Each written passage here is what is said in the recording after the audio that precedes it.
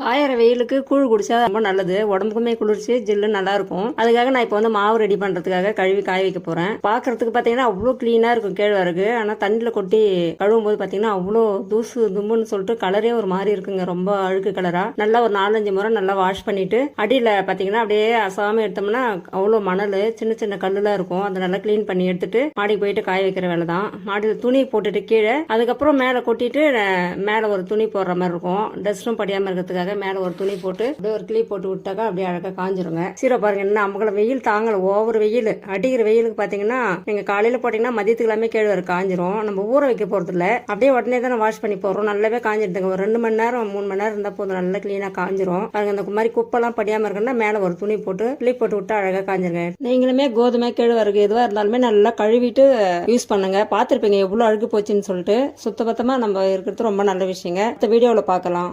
பாய்.